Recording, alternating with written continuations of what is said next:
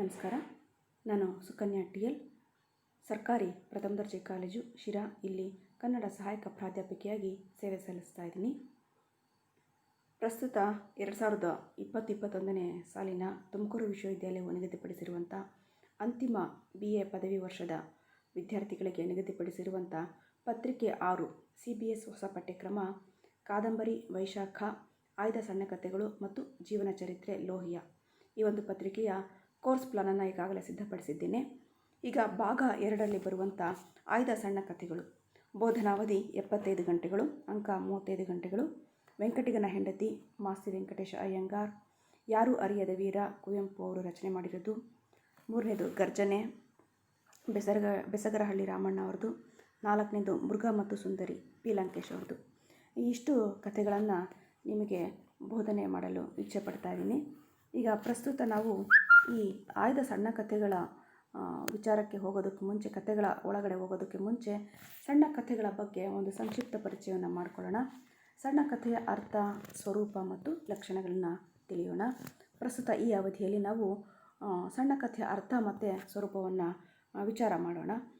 ಈ ಅವಧಿಗೆ ಹೋಗೋದಕ್ಕೆ ಮುಂಚೆ ವಿಷಯದ ಒಂದು ಪುನರಾವಲೋಕವನ್ನು ನೋಡೋದಾದರೆ, ಈ ಹೊಸಗನ್ನಡ ಸಾಹಿತ್ಯದ ಪ್ರಕಾರಗಳು ಯಾವ್ಯಾವು ಅಂತಂದರೆ ಕಾವ್ಯ, ಕಾದಂಬರಿ, ಸಣ್ಣ ಕಥೆ, ನಾಟಕ, ಲಲಿತ ಪ್ರಬಂಧ, ಆತ್ಮಚರಿತ್ರೆ, ಜೀವನ ಚರಿತ್ರೆ, ಸಾಹಿತ್ಯ ವಿಮರ್ಶೆ, ಹೀಗೆ ಹಲವಾರು ಪ್ರಕಾರಗಳನ್ನು ನಾವು ಹೊಸಗನ್ನಡ ಸಾಹಿತ್ಯದ ಪ್ರಕಾರಗಳಾಗಿ ನೋಡ್ತಾ ಇದ್ದೀವಿ.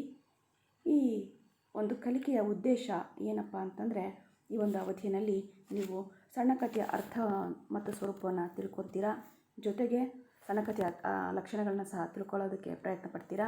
ಸಣ್ಣ ಕಥೆಯ ಅರ್ಥ ಮತ್ತು ಸ್ವರೂಪವನ್ನು ತಿಳ್ಕೊಳ್ತೀರಾ. ಅಂದರೆ ನೆಕ್ಸ್ಟ್ ನೀವು ಈ ಬೋಧನಾವಧಿ ಮುಗಿದ ಮೇಲೆ ಅದರಿಂದ ಬರುವಂಥ ಒಂದು ಫಲಿತಾಂಶ. ಈ ಒಂದು ಹಿನ್ನೆಲೆಯನ್ನು ನೋಡೋದಾದರೆ, ಸಣ್ಣ ಕಥೆಯ ಒಂದು ಹಿನ್ನೆಲೆಯನ್ನು ನೋಡೋದಾದರೆ, ಈ ಕಥೆ ಅನ್ನೋದು ಸುಮಾರು 9ನೇ ಶತಮಾನದಲ್ಲೇ ಕನ್ನಡದ ಮೊದಲ ಕಥೆ ಒಡ್ಡಾರಾಧನೆ ಅನ್ನೋದು ನಮಗೆ ಉಪಲಬ್ಧ ಆಗುತ್ತೆ. ನಂತರ ಪಂಚತಂತ್ರ, ಕಾದಂಬರಿ, ಧರ್ಮಾಮೃತ, ಸಮಯ ಪರೀಕ್ಷೆ, ಪಂಚವಿಂಶತಿ ಕಥೆ ಹಾಗೂ ಬುದ್ಧನ ಜಾತಕ ಕಥೆಗಳು ಹುಟ್ಕೊಂಡಿರೋದನ್ನು ನಾವು ನೋಡ್ತಾ ಬರ್ತೀವಿ. ಈ ಕಥೆಯು ಕನ್ನಡ ಸಾಹಿತ್ಯ ಪರಂಪರೆಯ ಪ್ರಮುಖ ಪ್ರಕಾರಗಳಲ್ಲಿ ಒಂದಾಗಿದೆ. ಕನ್ನಡ ಸಾಹಿತ್ಯದ ಕಾವ್ಯ, ಕಾದಂಬರಿ, ನಾಟಕ, ಪ್ರಬಂಧ, ಆತ್ಮಕಥನ, ವಿಚಾರ ವಿಮರ್ಶೆ ಇನ್ನೂ ಮೊದಲಾದ ಪ್ರಮುಖ ಸಾಹಿತ್ಯ ಪ್ರಕಾರಗಳಿಗಿಂತ ಈ ಸಣ್ಣ ಕಥೆಯು ವಿಭಿನ್ನವಾಗಿರುವ ಮಾಧ್ಯಮ ಎನ್ನುವುದು ಗಮನಾರ್ಹವಾಗಿರುವಂಥ ಅಂಶ ಆಗಿದೆ. ಮೊದಲಿಗೆ ಬ್ರಹ್ಮಾಂಡ ಸೃಷ್ಟಿಯ ಹಿನ್ನೆಲೆಯಲ್ಲಿ ಮಾತು ಕಲಿತ ಮನುಷ್ಯ ತನ್ನ ಮಾತಿನೊಂದಿಗೆ ದೇವರು, ಧರ್ಮ, ದೇವದಾನವರು, ಯಕ್ಷ ಯಕ್ಷಿಯರು, ರಾಜರಾಣಿಯರು, ಅತಿಮಾನುಷ, ಮನುಷ್ಯ, ಪ್ರಾಣಿ, ಸಸ್ಯ, ಸಂಕುಲ ಹೀಗೆ ಇನ್ನೂ ಮೊದಲಾದ ವಿಚಾರಗಳನ್ನೊಳಗೊಂಡ ಕಥೆಯನ್ನು ಹುಟ್ಕೊಂಡಿದೆ. ಈ ಹಿನ್ನೆಲೆಯಲ್ಲಿ ಹೇಳುವವನು ಆಸಕ್ತಿ, ಕೇಳುವವನ ಕುತೂಹಲದೊಂದಿಗೆ ಕಥೆ ಜೀವ ಪಡೆದುಕೊಂಡಿತ್ತು. ನಮ್ಮ ಜನಪದರು ಮೊಟ್ಟ ಮೊದಲಿಗೆ ತಮ್ಮ ನಾಲಿಗೆಯ ಮೇಲೆ ಕಥೆಯನ್ನು ಸೃಷ್ಟಿಸಿ ಕುಣಿಸತೊಡಗಿದ ಅಂದಿನಿಂದಲೂ ಭಾಷೆಯ ಜೊತೆಗೆ ಕಥೆ ಅನ್ನೋದು ಮೈದಳಿತಾ ಬಂತು. ಹೀಗೆ ಪ್ರಾರಂಭವಾದ ಕಥೆಯು ಮೌಖಿಕ ಪರಂಪರೆಯ ತಾಯಿ ಬೇರಿನಿಂದ ಕಳಚಿಕೊಂಡು ಉಪಲಬ್ಧವಾದ ಒಡ್ಡಾರಾಧನೆ ಅನ್ನೋದು 9ನೇ ಶತಮಾನದಲ್ಲಿ ಕನ್ನಡದ ಮೊದಲ ಒಂದು ಮಹತ್ವದ ಗದ್ಯ ಗ್ರಂಥ ಸಂಗ್ರಹವೆಂಬ ಹೆಗ್ಗಳಿಕೆಗೆ ಪಾತ್ರವಾಗಿದೆ. ಅದೇ ರೀತಿ ಕನ್ನಡದ ಕಥಾ ಸಾಹಿತ್ಯ ಪರಂಪರೆಯ ಹಿನ್ನೆಲೆಯಲ್ಲಿ ವಸ್ತು, ಪಾತ್ರ, ಭಾಷೆ,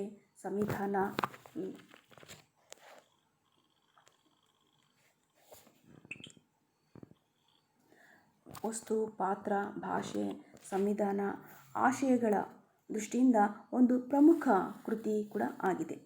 ಈ ಹಿನ್ನೆಲೆಯಲ್ಲಿ ಬೆಳಕಿಗೆ ಬಂದಂಥ ಪಂಚತಂತ್ರ, ಕಾದಂಬರಿ, ಧರ್ಮಾಮೃತ, ಸಮಯ ಪರೀಕ್ಷೆ ಹಾಗೂ ಬುದ್ಧನ ಜಾತಕ ಕಥೆ, ಪಂಚವಿಂಶತಿ ಕಥೆಗಳಂಥ ಉತ್ತಮ ಕೃತಿರತ್ನಗಳು ಹುಟ್ಟಿದ್ರೂ ಕೂಡ ಅವುಗಳ ಸಂಖ್ಯೆಯು ಬೆರಳೆಣಿಕೆಯಷ್ಟು ಮಾತ್ರ ಅನ್ನೋದು ಹೇಳೋಕ್ಕಾಗುತ್ತೆ. 9ನೇ ಶತಮಾನದಿಂದ 19ನೇ ಶತಮಾನದವರೆಗೂ ಸಮೃದ್ಧವಾಗಿ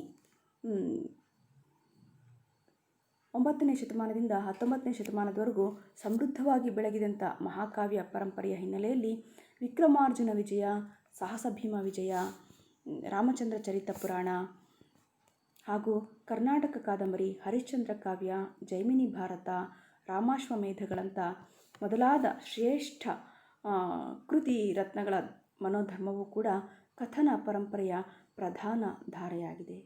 ಕಥೆಯು ಇಲ್ಲಿ ಮಹತ್ವದ ಸ್ಥಾನವನ್ನು ಪಡೆದುಕೊಂಡು ಅನೇಕ ವಿದ್ವಾಂಸರು ಕಥೆಯ ಒಂದು ಪರಿಕಲ್ಪನೆಯನ್ನು ಸಾಂವಿಧಾನಿಕ ಬಂಧದ ಹಿನ್ನೆಲೆಯಲ್ಲಿ ಗುರುತಿಸ್ತಾ ಬಂದಿದ್ದಾರೆ. ಇನ್ನು ಈ ಕಥಾ ಸಾಹಿತ್ಯವನ್ನು ನಾವು ಗುರುತಿಸೋದಾದರೆ ಈ ಕಥಾ ಸಾಹಿತ್ಯವನ್ನು ನಾವು 4 ಹಂತಗಳಲ್ಲಾಗಿ ವಿಭಾಗನೆ ಮಾಡ್ತೀವಿ. ಮೊದಲ ಹಂತ ಒಡ್ಡಾರಾಧನೆ, ಕರ್ನಾಟಕ ಕಾದಂಬರಿ, ಪಂಚತಂತ್ರ, ಧರ್ಮಾಮೃತ, ಸ್ವಭಗ್ನತೆಯ ಹಂತ ಅಂತೇಳಿ.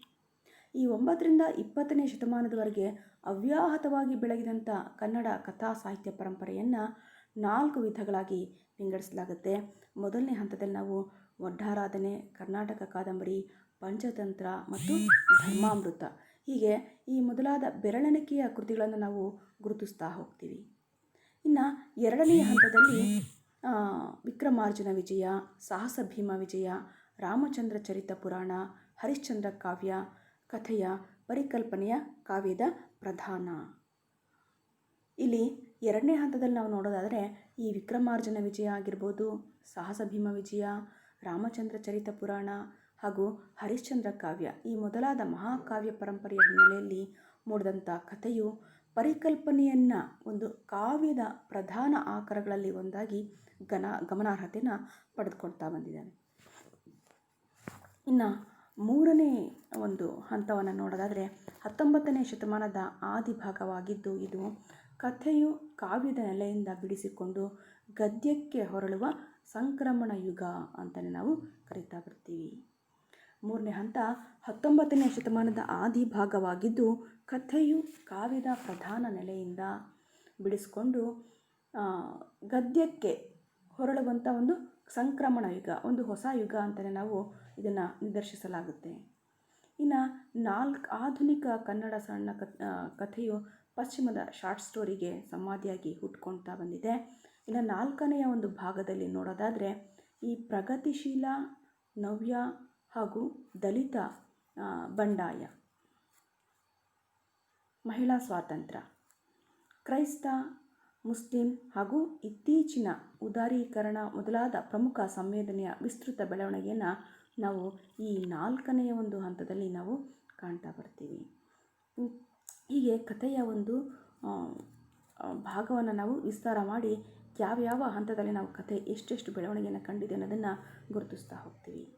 ಇನ್ನು ಈ ಸಣ್ಣ ಕಥೆಯ ಒಂದು ಸ್ವರೂಪ ಹೇಗಿದೆ, ಅದರ ಸ್ವರೂಪ ಎಂಥದ್ದು ಅನ್ನೋದನ್ನು ನೋಡೋದಾದರೆ ಈ ಒಂದೊಂದು ಅಂಶಗಳನ್ನ ಕಡೆ ನಾವು ಬೆಳಕನ್ನು ಚೆಲ್ಲೋದಾದರೆ ಬಿಡಿ ಬಿಡಿಯಾದ ಬಂಧದ ಮೂಲಕ ಪಾತ್ರ, ಘಟನೆ, ಸಂವಿಧಾನ, ಪರಿಣಾಮದ ಪ್ರಧಾನತೆಯ ಹಿನ್ನೆಲೆಯಲ್ಲಿ ಸಂಕ್ಷಿಪ್ತತೆ, ಏಕಾಗ್ರತೆ, ಸೃಜನಾತ್ಮಕತೆ ದೃಷ್ಟಿಯಿಂದ ಸತ್ವಯುತ ಮಾಧ್ಯಮವಾಗಿದೆ ಈ ಕಥೆ ಅನ್ನೋದು. ಸಣ್ಣ ಕಥೆ ಅನ್ನೋದು ಈಗ ಆಧುನಿಕ ಕನ್ನಡ ಸಾಹಿತ್ಯದ ಒಂದು ಶ್ರೇಷ್ಠ ಪ್ರಕಾರವಾಗಿದೆ. ಆಧುನಿಕ ಕನ್ನಡ ಸಾಹಿತ್ಯವನ್ನು ಪ್ರವೇಶಿಸಿದಂಥ ಕಾವ್ಯ, ಕಾದಂಬರಿ, ಕಥನ ಕಾವ್ಯ, ಸಂಗೀತ ಪ್ರಧಾನ, ನಾಟಕ, ಪ್ರಬಂಧ, ಆತ್ಮಕಥನ, ಜೀವನ ಚರಿತ್ರೆ, ವಿಮರ್ಶೆ, ಲೇಖನ ಹೀಗೆ ಮೊದಲಾದ ಸಾಹಿತ್ಯ ವಾಹಿನಿಗಳಂತೆ ಸಣ್ಣ ಕಥೆಯೂ ಕೂಡ ಒಂದು ಸಾಹಿತ್ಯ ಪ್ರಕಾರವಾಗಿದೆ. ಈ ಪರಿಕಲ್ಪನೆಯು ಕನ್ನಡ ಪ್ರಾಚೀನ ಸಾಹಿತ್ಯ ಪರಂಪರೆಯಲ್ಲಿ ಬೆಳೆದು ಬಂದರೂ ಆಧುನಿಕ ಕನ್ನಡ ಸಣ್ಣ ಕಥೆಗಿಂತ ತೀರಾ ಭಿನ್ನವಾದುದು ಎಂಬುದನ್ನು ನಾವು ಗಮನಾರ್ಹವಾದ ಅಂಶವಾಗಿ ಪರಿಗಣಿಸಬೇಕಾಗುತ್ತೆ. ಹೀಗಾಗಿ ನಾವು ಈ ಬೆಳವಣಿಗೆಯನ್ನು ಐತಿಹಾಸಿಕ ತಾಯಿ ಬೇರು ಅಂತಲೇ ಗುರುತಿಸಬಹುದಾಗಿದೆ. ಇನ್ನು ಹೊಸಗನ್ನಡ ಸಾಹಿತ್ಯದ ಹುಟ್ಟು ಪಡೆದದ್ದು ಭಾವಗೀತೆಗಳ ಮೂಲಕ ಈ ಸಣ್ಣ ಕಥೆಗಳು.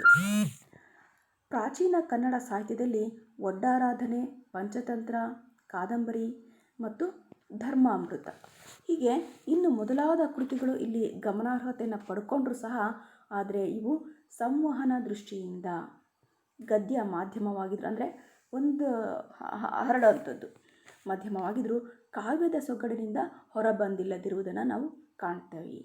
ಅಂದರೆ ಅದು ಕಾವ್ಯವನ್ನು ಹೆಚ್ಚಾಗಿ ಬಳಸ್ತಾ ಇದ್ದರು. ಅಲ್ಲದೆ ಈ ಕಥೆಗಳ ತಾತ್ವಿಕ ನೆಲೆಯು ಧಾರ್ಮಿಕವಾಗಿದ್ದು ಆ ಮೂಲಕ ಅನಾವರಣಗೊಳ್ಳುವಂಥ ವಸ್ತು, ಪಾತ್ರ, ತಂತ್ರ, ಭಾಷೆ, ಆಶಯಗಳು ಆ ಧರ್ಮದ ಮನೋಧರ್ಮಕ್ಕೆ ಒಳಪಟ್ಟಿರ್ತಾ ಇದ್ವು. ಈ ಕಥೆಯಲ್ಲಿ ಏನು ಬರ್ತಾ ಇತ್ತು, ವಸ್ತು ಪಾತ್ರ ತಂತ್ರಗಳೇನೋ ಆ ಒಂದು ಮನೋಧರ್ಮಕ್ಕೇ ಅದು ಸೀಮಿತ ಆಗಿರ್ತಾ ಇತ್ತು. ಕ್ರಿಯೆಯ ಪರಿಣಾಮವು ಒಂದು ಸೀಮಿತ ಅವಧಿಯಲ್ಲಿ ಮುಗಿಯದೇ ಹಲವು ತಿರುವುಗಳಲ್ಲಿ ಏಕಾಗ್ರತೆಯನ್ನು ಪಡೆದುಕೊಳ್ತಾ ಇತ್ತು. ಹಾಗೆಯೇ ಈ ಕಥೆಗಳು ಮಾನವೀಯತೆಯಿಂದ ಕೂಡಿದ್ರೂ ಮನುಷ್ಯನ ವ್ಯಕ್ತಿತ್ವವನ್ನು ವಿಶಿಷ್ಟವಾಗಿ ಮತ್ತು ಸ್ವತಂತ್ರವಾಗಿ ಅರಳಿಸೋದ್ರಲ್ಲಿ, ಆತನ ಪ್ರತಿಭೆಯನ್ನು ಕಟ್ಟು ಹಾಕೋದ್ರಲ್ಲಿ ತಾತ್ವಿಕತೆಯ ಪರಿಮಿತಿಯಿಂದ ಕೂಡಿದ್ವು. ಈ ಚೌಕಟ್ಟಿನ ಹಿನ್ನೆಲೆಯಲ್ಲಿ ಸಣ್ಣ ಕಥೆಗಳು ಹೆಚ್ಚು ಮಹತ್ವವನ್ನು ಪಡ್ಕೊಳ್ತಾ ಇದ್ವು. ಇನ್ನು ವಾಸ್ತವಿಕ ಜೀವನ ಚಿತ್ರಣ, ಸರಳ ಸುಂದರ ಗದ್ಯ ಶೈಲಿ ಸಣ್ಣ ಕಥೆಯಲ್ಲಿ ಸಾಧ್ಯವಾಗಿತ್ತು. ಈ ಹಿನ್ನೆಲೆಯಲ್ಲಿ ನೋಡೋದಾದರೆ ಹೊರಡುವ ಒಂದು ಸ್ವರ್ಗ ನರಕ ಆಗಿರ್ಬೋದು, ಮನುಷ್ಯ ಕಲ್ಪನೆಯಲ್ಲಿರುವಂಥದ್ದು, ಕೈಲಾಸ ವೈಕುಂಠ, ಜೀವ ಪರಮಾತ್ಮ, ದೇಹ ಆತ್ಮ, ಪಾಪ ಪುಣ್ಯ, ಸತ್ಯ ಅಸತ್ಯ, ನ್ಯಾಯ ಅನ್ಯಾಯ, ಶೀಲ ಅಶ್ಲೀಲ, ನೈತಿಕತೆ ಅನೈತಿಕತೆ, ಹಿಂಸೆ ಅಹಿಂಸೆ, ಇಹ ಪರ, ಹೀಗೆ ಮುಂತಾದಂಥ ತಾತ್ವಿಕ ಪರಿಕಲ್ಪನೆಗಳನ್ನು ನಾವಿಲ್ಲಿ ಕಾಣ್ಬೋದು. ಈ ಸಂವೇದನೆಗಳಿಗೆ ನುಡಿಕೊಡುವ ಭಾಷೆಯೂ ಕೂಡ ಅಷ್ಟೇ ಸಮರ್ಥತೆಯಿಂದ ಕೂಡಿದ್ದಾಗಿದೆ. ವಿಭಿನ್ನ ಧೋರಣೆ ನಿಲುವುಗಳನ್ನು ಹೊಂದಿರುವಂಥ ಈ ಪರಂಪರೆಯು ಪ್ರಾಚೀನ ಕಥೆಯ ಸ್ವರೂಪ ಲಕ್ಷಣವು ಆಧುನಿಕ ಕನ್ನಡ ಸಣ್ಣ ಕಥೆಗಳಿಗಿಂತ ಹೆಚ್ಚಿನ ಗಮನಾರ್ಹತೆಯನ್ನು ಪಡೆದುಕೊಂಡಿದೆ. ಈ ಪರಂಪರೆಯ ಹಿನ್ನೆಲೆಯಲ್ಲಿ ಮೂಡಿದಂಥ ಸಣ್ಣ ಕಥೆಯು ಪಶ್ಚಿಮದ ಈ ಶಾರ್ಟ್ ಸ್ಟೋರಿಗೆ ಸಂವಾದಿಯಾಗಿ ಬೆಳೆದು ಬಂದಿರುವಂಥ ಒಂದು ಕಥೆಯಾಗಿದೆ. ಬದುಕಿನ ಹಲವು ಸಂಕೀರ್ಣ ಸಮಸ್ಯೆ ಮತ್ತು ಸವಾಲುಗಳನ್ನು ಎದುರಿಸುವಂಥ ನಿಟ್ಟಿನಲ್ಲಿ ಕಲಾತ್ಮಕವಾಗಿ ಒಂದು ಸತ್ವಪೂರ್ಣ ಮುಖ್ಯ ವಾಹಿನಿಯಾಗಿ ಗಮನಾರ್ಹತೆಯನ್ನು ಪಡ್ಕೊಳ್ತಾ ಬಂದಿದೆ. ಉತ್ತಮ ಗದ್ಯ ಸಾಹಿತ್ಯ ಅನ್ನೋದು ಸಣ್ಣ ಕಥೆ ಸಹ ಆಗಿದೆ. ಇದು ಕಾಲಕಾಲಕ್ಕೆ ಜೀವನವು, ಜ್ಞಾನವು, ಮನೋಧರ್ಮವು, ಧರ್ಮವು ಬದಲಾವಣೆ ಪಡೆದುಕೊಂಡಂತೆ ಈ ಕಥನ ಕಲೆಯು, ಶೈಲಿಯು ಬದಲಾಗ್ತಾ ಇದೆ. ಈ ಹಿನ್ನೆಲೆಯಲ್ಲಿ ನೋಡೋದಾದರೆ ನಾವು ಈ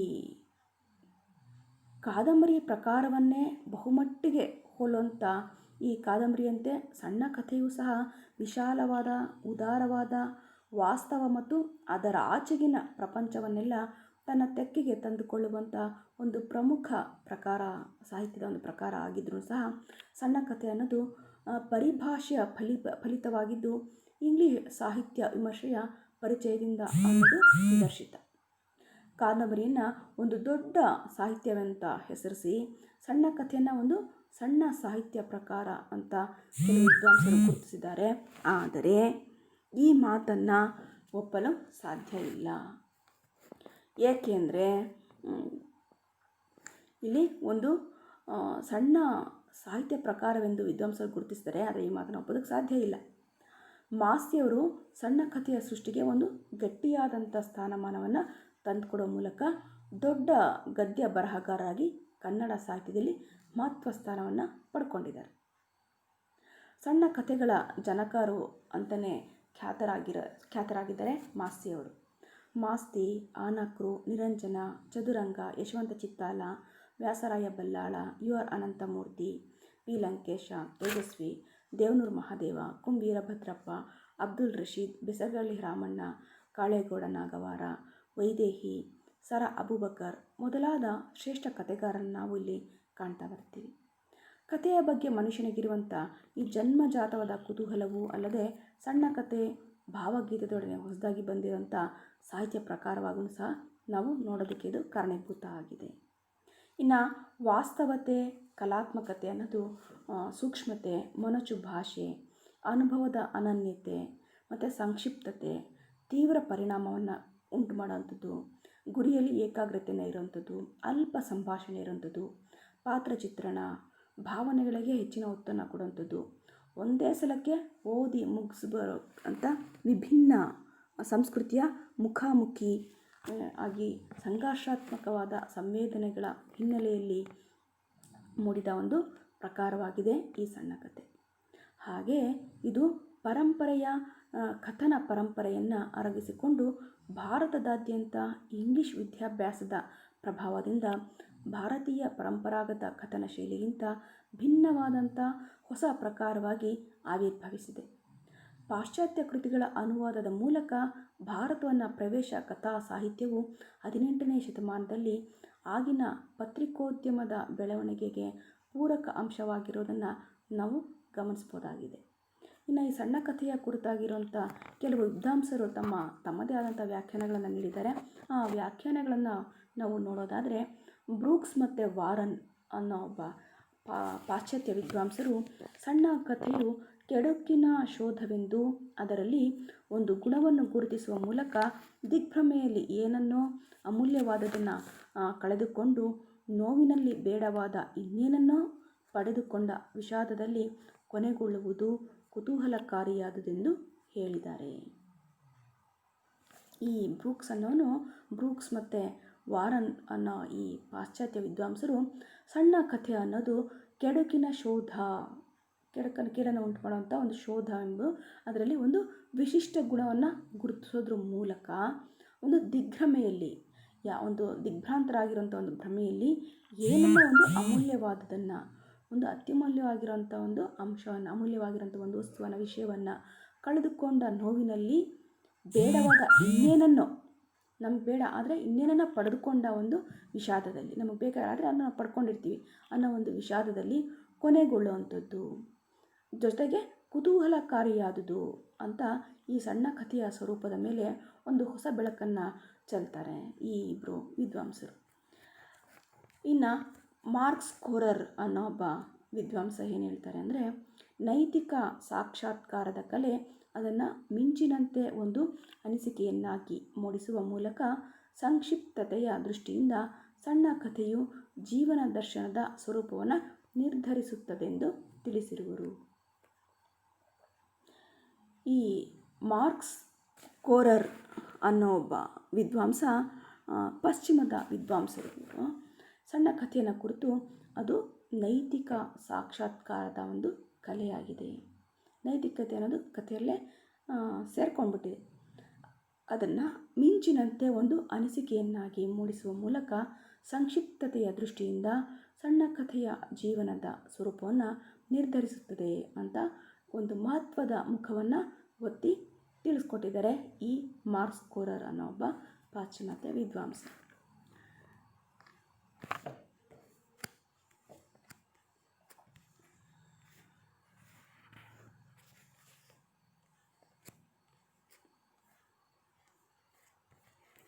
ಹೀಗೆ ಈ ಮಾರ್ಕ್ಸ್ ಕೋರರ್ದಾಯಿತು, ಬ್ರೂಕ್ಸ್ ಮತ್ತು ವಾರನ್ದಾಯಿತು.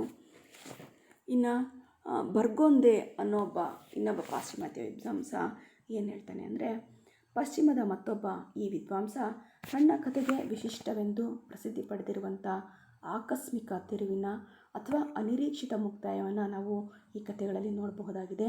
ಹಾಗೆಯೇ ಇದು ತನ್ನೆಲ್ಲ ವಿವರಗಳ ಮೂಲಕ ಒಂದು ನಿರ್ದಿಷ್ಟ ನಿರೀಕ್ಷತೆಯನ್ನು ಬೆಳೆಸ್ತಾ ಹೋಗುತ್ತೆ. ಕೊನೆಗೆ ಅನಿರೀಕ್ಷತೆಗೆ ಆಘಾತ ಕೊಟ್ಟು ನಿರೀಕ್ಷೆಗೆ ವಿರುದ್ಧವಾದಂಥ ಒಂದು ಸ್ಥಿತಿಯಲ್ಲಿ ಮುಕ್ತಾಯವನ್ನು ಕಂಡುಕೊಳ್ಳುತ್ತೆ. ಈ ಸಣ್ಣ ಕಥೆಯಲ್ಲಿ ಏನೋ ಒಂದು ನಿರೀಕ್ಷೆ ಇಟ್ಕೊಂಡಿರ್ತಾರೆ, ಆದರೆ ನಿರೀಕ್ಷೆ ಆಗೋದಿಲ್ಲ, ಈಡೇರೋದಿಲ್ಲ. ಆ ಒಂದು ಸ್ಥಿತಿಯನ್ನು ಮುಟ್ಟುವಂಥದ್ದು ಈ ಸಣ್ಣ ಕಥೆ. ಆದರೆ ಕಲಾತ್ಮಕವಾಗಿ ಇದು ಕೇವಲ ಚಮತ್ಕಾರದ ಬೆಳವಣಿಗೆಯಲ್ಲ. ಇಂಥ ಕತೆ ಒಂದು ನಿರೀಕ್ಷೆಯನ್ನು ಹುಟ್ಟಿಸ್ತಾ ಹೋಗುವಾಗಲೇ ಅದಕ್ಕೆ ವಿರುದ್ಧವಾದಂಥ ತಿರುವಿಗೆ ಅಗತ್ಯ ಆಗಿರುವಂಥ ಅಂಶಗಳನ್ನು ಗುಪ್ತವಾಗಿ ಸೂಕ್ಷ್ಮವಾಗಿ ಒಳಗೊಂಡಿರುತ್ತದೆ.